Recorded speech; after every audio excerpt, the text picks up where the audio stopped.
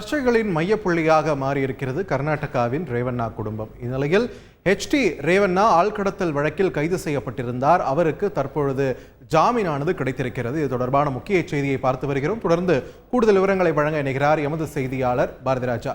பாரதிராஜா, வணக்கம். ஹெச்டி ரேவண்ணாவுக்கு வழங்கப்பட்டிருக்கக்கூடிய இந்த ஜாமீனுடைய முழு விவரம் என்ன? அவருக்கு எதிரும் நிபந்தனைகள் விதிக்கப்பட்டிருக்கிறதா? முழுமையான தகவல்கள் என்ன பாரதிராஜா?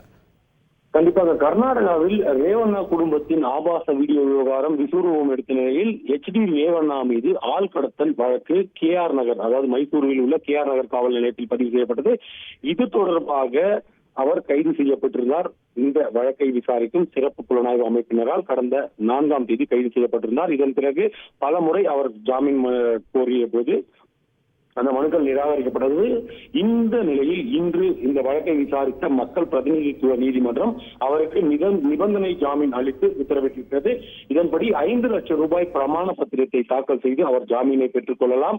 அது மட்டுமல்ல, இந்த வழக்கு எங்கு பதிவு செய்யப்பட்டது, அதாவது KR நகர் காவல் நிலையத்தில் பதிவு செய்யப்பட்டது. அந்த காவல் நிலைய எல்லைக்குள் செல்லக்கூடாது. அதே போல சாட்சிகளை கலைக்க முயற்சிக்க கூடாது.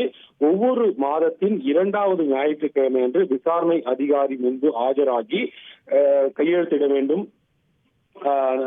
இறுதியாக இதே தவறை மீண்டும் இதே போன்ற தவறு அவர் மீண்டும் செய்யக்கூடாது. இதே போன்ற தவறு தொடர்பான புகார் அவர் மீது பதிவாக கூடாது. ஒருவேளை அது போன்ற புகார்கள் பதிவானால் அவரது ஜாமீன் ரத்து செய்யப்படும். இது போன்ற நிபந்தனைகளை விதித்து தற்போது மக்கள் பிரதிநிதித்துவ நீதிமன்றம் இந்த ஜாமீனை வழங்கியிருக்கிறது.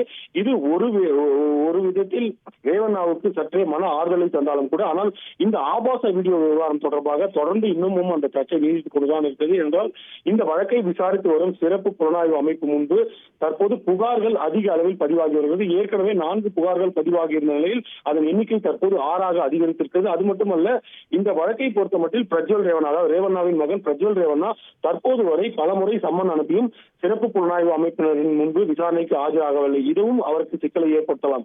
ஒட்டுமொத்தத்தில் தற்போதைய ஆறுதல் என்னவென்றால், ரேவண்ணாவிற்கு இடைக்கால ஜாமீன் கிடைத்திருக்கிறது. அவர் ஒவ்வொரு ஞாயிற்றுக்கிழமையும் விசாரணை அதிகாரி முன்பு ஆஜராகி கையெழுத்திட வேண்டும் என்பதுதான் அந்த முக்கிய நிபந்தனை. நன்றி பாரதிராஜா, உங்களுடைய விரிவான தகவல்கள். செய்திகளை உடனுக்குடன் தெரிந்து கொள்ள உடனே சப்ஸ்கிரைப் பண்ணுங்க.